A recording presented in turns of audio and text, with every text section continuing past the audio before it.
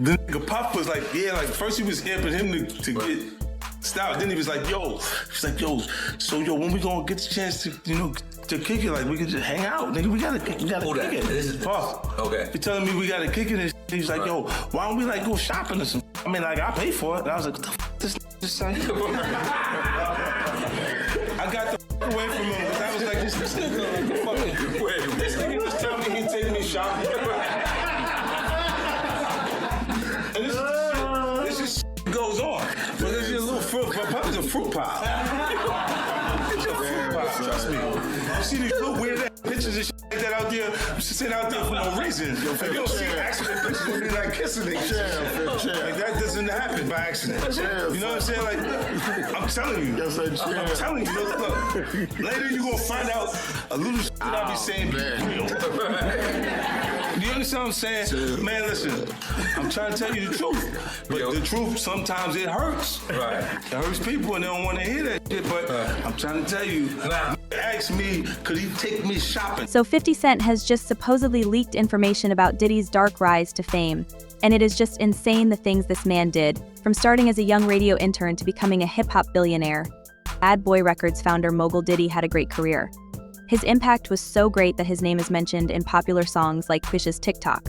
But in a recent performance, Quisha changed things a lot by taking Diddy out of her popular line, "Wake up in the morning feeling like P. Diddy." This change is even more important when you think about how bad things were for Kesha with her supposed doctor, Luke. Seeing how Cassie's case against Diddy and Kesha's problems are similar shows how removing Diddy's name from public references shows how toxic his public image is becoming. Before the case, Diddy had been under a lot of public scrutiny for years, but he was able to handle it by avoiding accusations of violence and hints of criminal activity. Controversies have consistently followed the music mogul. Making his image far from untarnished, Diddy's start in the music business was very exciting. He was an intern at a radio station and helped host a famous basketball game that went horribly wrong at the City College of New York gym. There was a rush because of the event and 9 people died. Mayor David Deakin criticized Diddy for entrusting inexperienced individuals to plan the game, highlighting oversold tickets as a significant problem following a stint at Uptown Records. The aspiring hip-hop mogul started Bad Boy Records in 1993.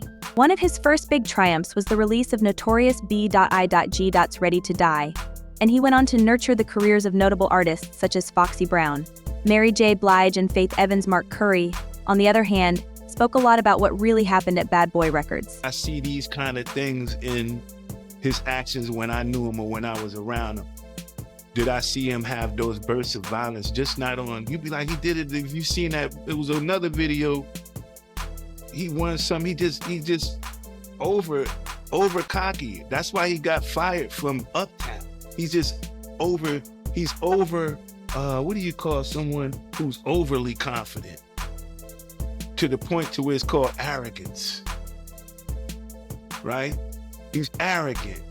Nothing wrong with being arrogant, but when you're arrogant and you do it in spiteful ways, then, so when I seen that and I reflect, and I'm like, man, I do remember seeing him be being physically violent towards females. I seen him be physically violent towards producers, other record execs, even artists.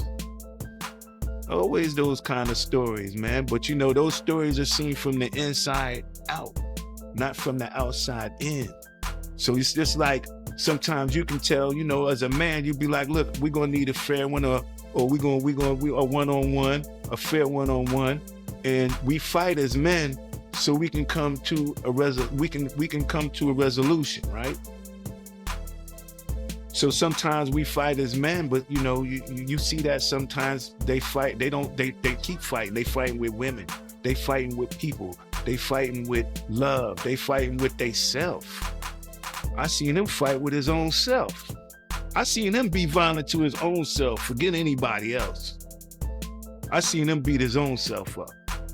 Wow, what you mean by that? Meaning you putting yourself through so much stuff, you beating your own self up, you bringing yourself down with whatever kind of things you need at that time, whether it be alcohol, whether it be pills, or whatever it is that you need. Sometimes people get addicted to pills. And when they get addicted to pills, that it alters the ego.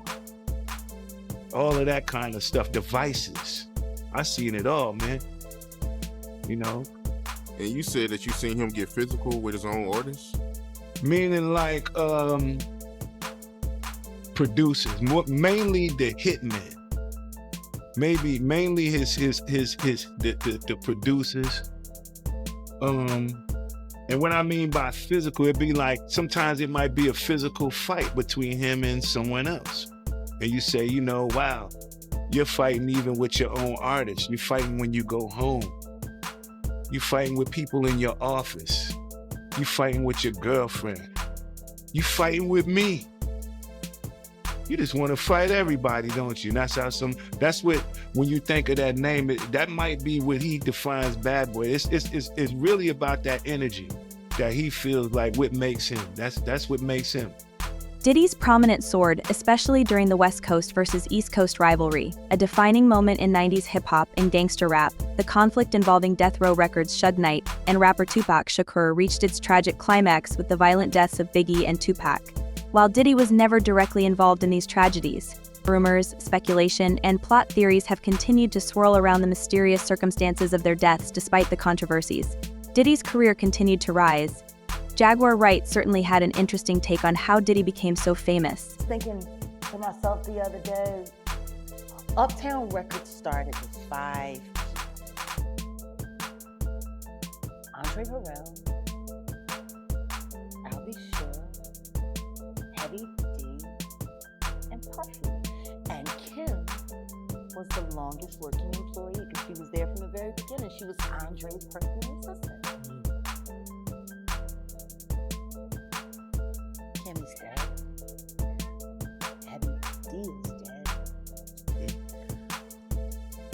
Andre Harrell is dead. The only 2 left are Puffy and Al, and Al almost died. Isn't that interesting? That is interesting. Heavy D was found dead, face down, and heart attack.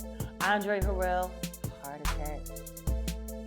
Kim died from pneumonia, but there's the first coroner's report that said that she died. It was ruled a homicide, and they found toxins in her body to prove that she had been poisoned. You know, they have poisons that create heart attack and pneumonia-like symptoms. And then right after that, Al had a meeting, and I was going to meet up with him because we were in Vegas, and the next thing you know, you want to know what they all had in common, though? The survivors and the late of Uptown Records, they were all writing tell-all books. Andre was writing a book right before he died. Heavy D was working on a book before he died. Kim Porter was working on a book before she died. And I'll Be Sure was working on the documentary of his life. And then he goes into a coma. Has Puffy ever been in a coma? Has he? Has anything happened to him? He must be the luckiest motherfucker. It seems like everybody that worked at Uptown Records from the very beginning. Just him. I guess Al disappointed me. You know, I speak for a reason. When you see this bullshit motherfucking game fucking with people that you love, that you like, you know, it's too many coincidences. Too many. You. Honeycomb. Oh. Stamp it. We gonna get you and your little dog, too. Diddy, though, found himself in another storm when an assault charge came his way in the music video for Hate Me Now starring Nas. A scene showing Diddy and Nas being crucified sparked controversy. Diddy, considering it sacrilegious, wanted it removed, but the unedited version made its way to the public. In response, Diddy and Nas confronted the president of Interscope Records, resulting in Diddy pleading guilty to a lesser charge and being ordered to attend 1 day of court-ordered anger management. But wait, Diddy's history with displays of violence doesn't stop there. Picture this a moment in Hip-hop history, when Diddy and his then-girlfriend Jennifer Lopez found themselves in the midst of chaos at a New York nightclub, a heated altercation escalated into a shooting, leaving 3 people injured. The power couple faced arrest and charges of battery and gun possession, while Lopez's charges were eventually dropped. Diddy went to trial asserting that he was a victim of the criminal justice system's bias against black guys. He was acquitted, but his protege, Shine, ended up getting 9 years for assault and gun possession, claiming that Diddy had betrayed him.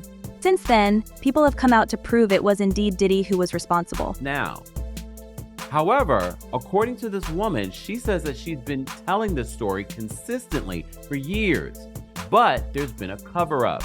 And if we've learned anything from the Cassie story and the recent allegations and other lawsuits, it seems as if Diddy has a pattern of threatening people and cover-up. And she literally says that he had to end up paying her for that incident. Again, as always, these are allegations. I just want to play what she says for you, because a lot of people are saying she's been saying the same story for a very long time. A lot of this has been covered up, and this is why the public doesn't know about her story.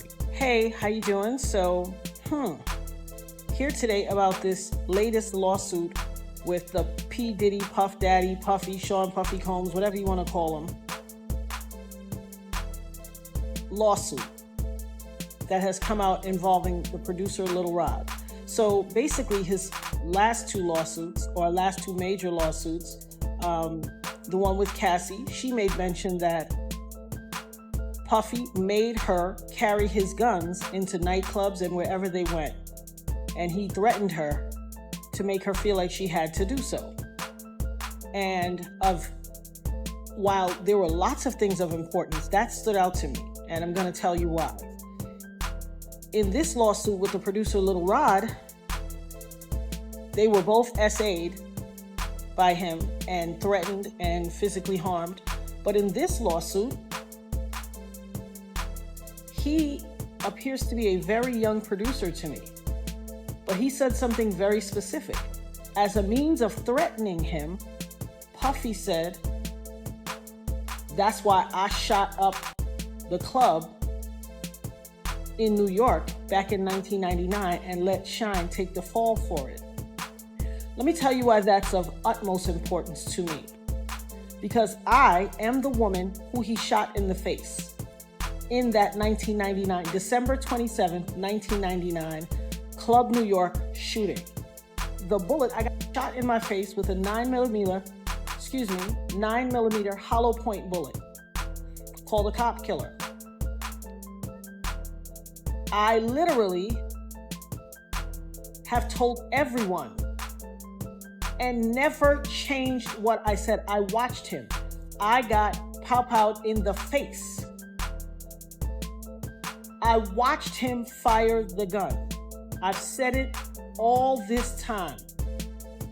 Even the surgeon who did my surgery to take out part of the bullet fragments that was aspirating into my lungs and try to remove as many bullet fragments as possible, testified in the criminal trial that while they were putting me under, I was screaming, "Puffy, pew pew me in the face."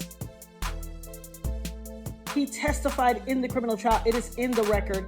They all knew he did it. Everybody knew he did it. But he paid off the club bouncer named Sharice and all these other people and the club owners with their video to hide the video. That's his MO. I told everybody that. This man almost took my life, has traumatized my life, has caused undue harm, irreparable damage to my life, lied his behind off. I've had all these youngins on the internet seeing me, swearing that I'm making it up that he did it. And look what he did to Lil Rod. He threatened him. "Oh, you don't think I bust my gun? I shot up the club in Club New York and let Shine take the fall for it. I shot them people." Well. It only took 24 whole years for it to come out. You see this tattoo? This commemorates me getting shot. It took 24 years for him to come out and say it. I've been saying it all along, but y'all pick and choose who y'all want to believe. Oh, baby. you ain't seen nothing yet. Not only did he pew me in the face, he also set off a course of harassment against me for the past 24 years. When I tell you the things I went through, there was a time in 2017 and 2018 where I got 7 flats on my BMW. 7, the same tire, in a 2-year span. 7. You see this RICO charge that's about to come? This conspiring and pew-pewing up the club and ruining or attempting to ruin my life? As God as my witness, I will not stop until you suffer every single iota of punishment, until I have every second of recompense that you took from me. For every tear that I had to cry, or my children had to cry, I am going to get $1 million back from you. I will not stop until you pay the price for what you did to my life. And for all you people out there on the internet and in cyberspace and in the far reaches of my life or the perimeters or wherever, who always like, she just saying that to get some. Hell, what you got to say now? What you got to say now? I had some youngins on the internet that ain't even old enough, that weren't even alive when it happened, arguing me down, cussing me out, calling me everything but a child of God. Go check Instagram, it's there. Harassing my life. Harassing me. Oh, you lying, he ain't do that to you. You just want clout. You just chasing clout. What is that to chase clout about? How is that clout chase worthy? It doesn't even make sense. Well, I guess it will make sense in this new generation, but you better believe I will have my say. Fast forward to the aftermath of the C lawsuit, and Diddy's troubling public altercations have circled back in 2012. Rumors swirled around gossip blogs suggesting an altercation between Diddy and rapper Kid C at a club, adding a disturbing layer to the narrative. Cassie's lawsuit revealed that Diddy reportedly blew up a man's car after he learned that he was romantically interested in Ventura. The New York Times reported that Kid C confirmed Cassie's account, saying this is all true, as his car indeed exploded in his driveway. And then there is the fact that Jaguar Wright called all this a long time ago. Congratulations, young man. Run as fast as Cassie did. Has anybody asked themselves about that? I mean, yeah, I'm sure a lot of people are asking about what's going on with it. Yeah, a lot of people are looking at it as like that's the way the new relationship should work. What, to get paid? Yeah, she was getting $500K a month. She quit because he dropped her down. Yeah, I think that's where they're at with it now. No, but understand this. Think about this. And there are women in this room. Why would you quit? What the f is going on that $250,000 ain't enough? Ladies? Like the fact that he, I'm just saying, the fact that he cut from 500 to 200. Who the f gives a 200K? Who 250K? Who turning down 250K a month? What the f is going on in that relationship that 250K ain't enough? Could see some things. That ain't worth 250K. That's gotta be some dark. Like, people are not understanding that girl quit 250K. For $1 million every quarter. Well, I'm sorry, $1 million every quarter. Now, she was getting $2 million a quarter, but then she got, you got going on that's so deep that it ain't worth $1 million a quarter. They told a story about Cassie one time, and she was saying someone had asked her why she cut her hair, and she was like, Diddy said he just liked it that way. And they said when she answered the question, it was like she was in a trance. Like, she was just like, I just don't know. Diddy just said he would like my hair this way. And they was like so in awe, like how she didn't even have a thought about it. It was just what he wanted. That's how he operates.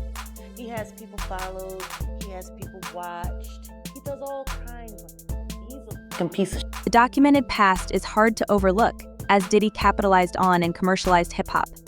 The money he raked in seemed to act as a shield protecting him from real responsibility, recently honored with a Global Icon Award at the VMAs for his contributions to the genre. Diddy's legacy is a complex mix of building hip-hop and profiting massively, often at the expense of pervasive abuse and violence against women, especially Black women. The alleged mistreatment of Cassie and others in the industry is a dark side that has lingered beneath the surface.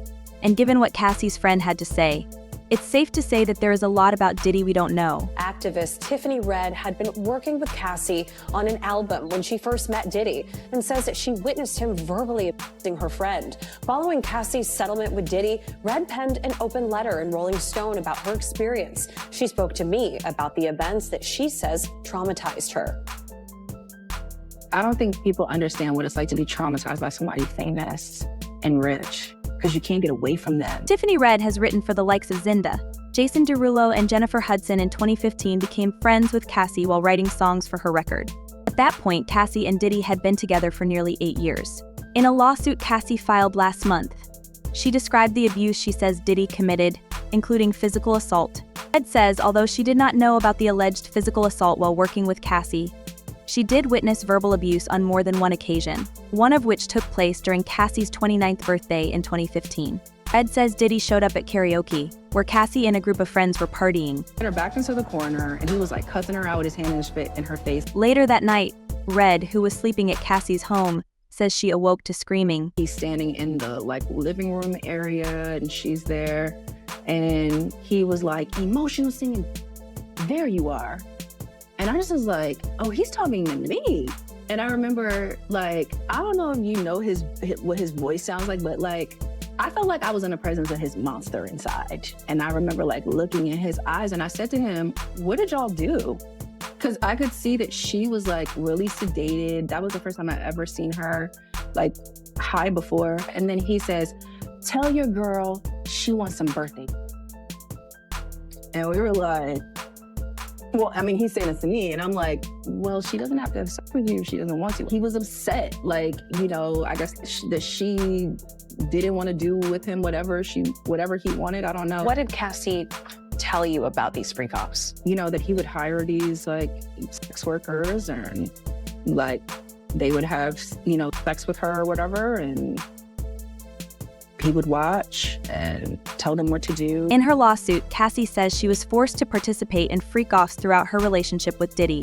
Reading recently one horrific detail from Cassie. She told me the only time he was willing to do anything or work on her music, go through any plans, any of that, was when she had a freak-off. So all of our music, all my work, to find out that I spent all these years writing these songs for him to my friend to, is just disgusting. I remember one time her telling me that, I think it might have been The Perfect Match, that movie that she was in, and she told me that she had a black eye under her makeup. Do you believe Diddy is a dangerous person? Yes, I did. Why? I mean, look at his rap sheet. Sean Diddy Combs is now facing another court challenge, this time from producer Lil Rod, also known as Rodney Jones, in a 73-page complaint. Lil Rod claims that Diddy ran a racketeering business that subjected him to unwanted sexual acts with sex workers, and even spiked drinks for guests in his home, including underage girls, according to the complaint. Lil Rod, who worked on Diddy's The Love album, describes experiences that extend far beyond his job as a producer. The document states that Diddy required constant recording, resulting in hours of footage and audio recordings catching serious illegal activities involving Diddy, his staff, and guests. The case doesn't only target Diddy but also includes his 30-year-old son, Justin Dior, Chief of Staff Christina Kuram, Universal Music Group CEO Sir Lucian Gra, and former M-Town Records CEO Ethiopia Hatem Mariam. That's all for the movie, folks. Thanks for watching.